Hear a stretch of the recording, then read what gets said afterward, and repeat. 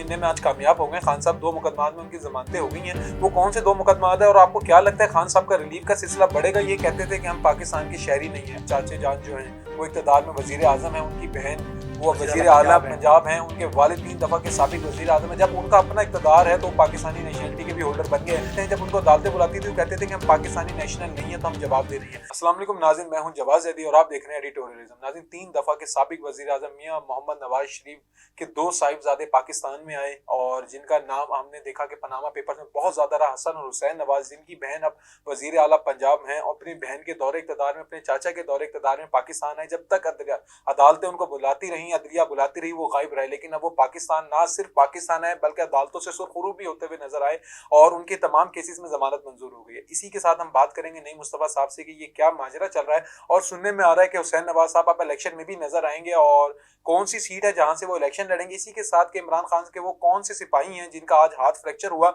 और इसके पीछे क्या वजह थी और जेल में उनके साथ क्या मामला हो रहे हैं। अस्सलाम वालेकुम सर। वालेकुम सलाम। सर, कौन सी सीट से हुसैन नवाज साहब इलेक्शन लड़ेंगे और आपको क्या लगता है कि उस सीट से क्या वो जीतने में कामयाब हो जाएंगे? देखिए, इस वक्त जो सूरत हाल है ना, 2 मरहले हैं इसके।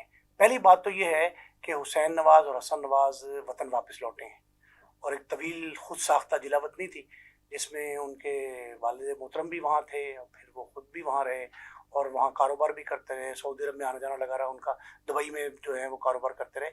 अब वो पाकिस्तान वापस आए हैं तो इब्तदाई तौर पे 2 मुकदमात ऐसे हैं जिनमें उनको, वो मामूली से मुकदमात पे कोई इतने बड़े नहीं हैं, उनमें उनको रिलीफ मिला है। और वो सर, पनामा पेपर्स में उनका नाम रहा, हुसैन नवाज और हसन नवाज वो फ्लैट्स ओन करते हैं जहाँ पे इनका जिक्र आता है, अलीजिया फ्लैट आप देख सकते हैं जो जी वो सब कुछ है।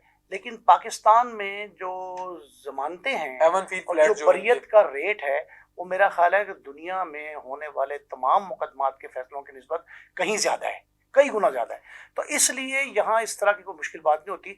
अगर कोई मुल्ज़िम अपने आप को सरेंडर कर देता है बिफोर द कोर्ट तो ये उसका इस्तेहकाक बन जाता है कि उसको जमानत भी मिल जाए, हिफाजती जमानत भी मिल जाए। जब उनको बुलाती रही वो पहले ये कहते थे कि हम पाकिस्तान के शहरी नहीं है। अब वो आए हैं, अपने चाचे के, उनके चाचे जान जो हैं वो इक़्तिदार में वज़ीर आज़म है, उनकी बहन वो वज़ीर आला पंजाब हैं, उनके वालिद 3 दफ़ा के साबिक वज़ीर आज़म है। जब उनका अपना इक़्तिदार है तो पाकिस्तानी नेशनलिटी के भी होल्डर बन गए।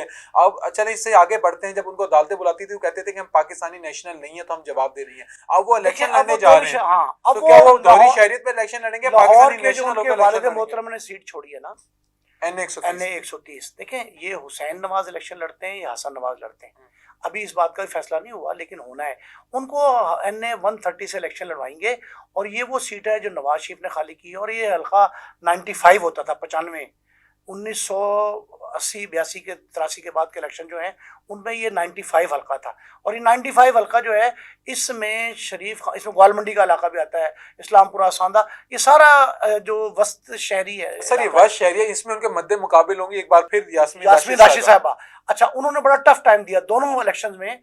नवाज शरीफ साहब को इतना टफ टाइम देना और इस हद तक कैंपेन वो करती हैं और जेल में रह के भी उन्होंने जो है अच्छा फाइट की है। तो वो चले सर, हम इधर तवक्को करते हैं कि टफ कंपटीशन होगा। इधर हमें एक और बात बताएं, 2 जमानतें तो अगर इधर रिलीफ मिल रहा है तो खान साहब को भी रिलीफ मिलने में आज कामयाब हो गए। खान साहब 2 मुकदमात में उनकी जमानतें हो गई हैं। वो कौन से 2 मुकदमात है और आपको क्या लगता है खान साहब का रिलीफ का सिलसिला बढ़ेगा? यही कुछ इलेक्शन जो आ रहे हैं सेनेट को, वहां तक आपको क्या लग रहा है? आप देखिए, खान साहब का जहाँ तक ताल्लुक है ना, तो खान साहब को आसिफ जरदारी से लेके बिलावल भुट्टो जरदारी तक और खुद मियाँ शहबाज शरीफ साहब ने भी फ्लोर ऑफ द हाउस पे पहली तकरीर में अपने ये कहा है कि वो उनसे इस तरह के कार करना चाहते हैं। वो चाहते हैं कि मुफाहमत की राह हमवार हो। लेकिन इमरान खान साहब जो हैं वो, उनका जो मिजाज है वो इस अंदाज का है कि वो फौरी तौर पे कोई फैसला नहीं करते और वो ये नहीं कहते कि मैं ये करने जा रहा हूँ, लेकिन वो इस पर सोच विचार ज़रूर कर रहे हैं। उनके साथियों ने उनको मशवरा दिया है कि खुदारा आप कोई राह ऐसी निकालें, कोई ऐसी सबील अपनाएं जिसके ज़रिए हम इक़्तिदार तक पहुँच जाए। देखें, सेनेट के इलेक्शन है 2 अप्रैल को।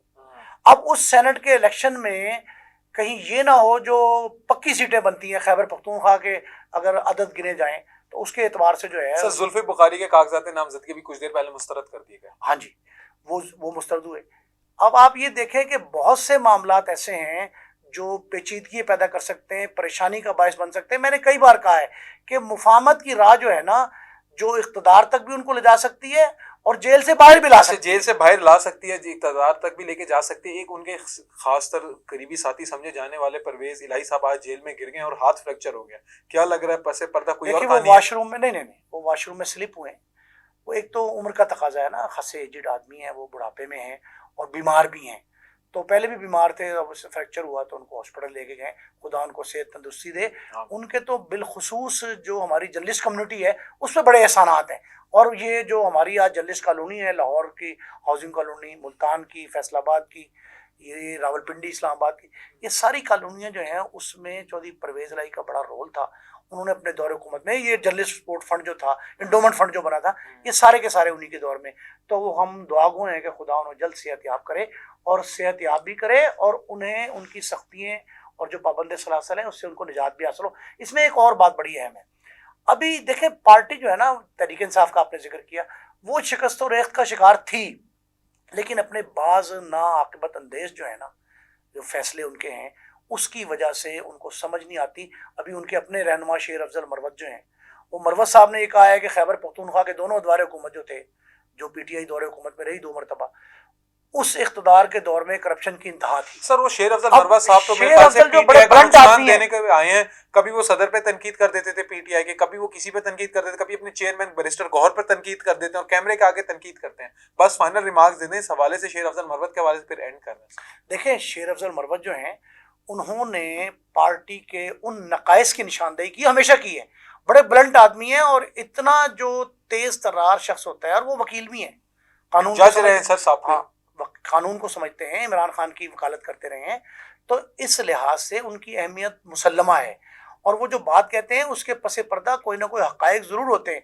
अब उन्होंने खैबर पख्तूनख्वा की हुकूमत के बारे में जो बात कही है, मेरा ख्याल है कि उसकी तहकीकात होनी चाहिए। और ये परवेज खटक साहब का या महमूद खान साहब के जो अदवार थे, या इवन करप्शन। अच्छा, अब ये एक और बात आई है, जो मुशीर खजाना है इस वक्त खैबर पख्तूनख्वा के, उन्होंने अपने साबिक निगरान हुक्मरान जो थे उन पे उंगली उठाई है और कहा कि उनके सारे दावे गलत निकले, खजाना भी खाली है।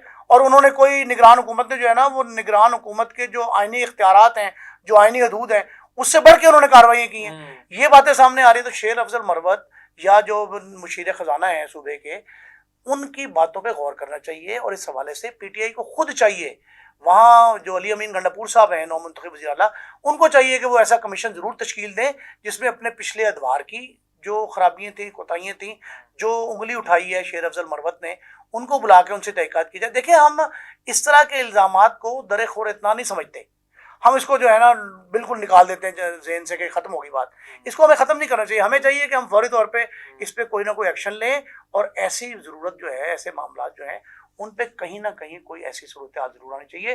खैबर पख्तूनख्वा में मईशत का एक मसला, दूसरा अमनो मान का मसला वहाँ सर उठा रहा है। अभी आप ये देखें, जो मीर अली में शुमारी वजीरिस्तान में हुआ, जो इसमें नौशेरा में हुआ, और फिर आप ये देखें कि बहुत से ऐसे इलाके हैं जहाँ हर रोज़ दहशतगर्दी हो रही है, और जो हमारे फोर्सेज हैं, यूनिफॉर्म फोर्सेज, कानून नाफिज करने वाले इदारे, उन पर हमले हो रहे हैं। तो हमें अभी अफगानिस्तान में हमें फ़िज़ाई कार्रवाई करना पड़ी। अब वहाँ एक नया ग्रुप सामने आ गया है, उस नए ग्रुप के लोगों ने जिम्मेदारी कबूल की है इस हमले की, मीर अली वाले की, जिसमें हमारे लेफ्टिनेंट कर्नल और एक अफसर शहीद हुए और 8 अफराद और भी हैं। तो ये जो शोधा की इतनी तादाद बढ़ती जा रही है, ये भी खैबर पख्तूनख्वा हुकूमत के लिए बहुत बड़ा चैलेंज है। तो पीटीआई को दर्द सर तो बना हुआ है, दर्द सर तो बन गया है, लेकिन इस मुसीबत से, मुश्किल से निकलने के लिए उन्हें कोई ना कोई तरीक़ाकार अपनाना होगा, वगरना दहशतगर्दी की ये वाक़यात और वारदातें बढ़ती सकती हैं। नाज़रीन, आपने देखा कि कोई तरीका अपनाना होगा, वरना दहशतगर्दी की वाक़यात और ये जो हो रहे हैं ये रूनुमा होते रहेंगे इस तरह। लेकिन अल्लाह से दुआ है कि पाकिस्तान में अमन आए। एक और दफ़ा अमन है, हमने बहुत बड़ी कीमत अदा की है। ना सिर्फ हमने मालियत के तौर पे कीमत अदा की है, मईशत के तौर पे, बल्कि अपना खून से भी हमने कीमत अदा की है पाकिस्तान में अमन के लिए। पाक फौज का बहुत कलीदी किरदार रहा है, लेकिन ये ना हो कि सियासी जो लड़ाई चल रही है इसके पेट फिर से हमारा अमन इसकी नज़र चढ़ जाए। इसी के साथ हमें दें इजाज़त, मिलते हैं एक नए प्रोग्राम के साथ। तब तक के लिए अल्लाह निगहबान।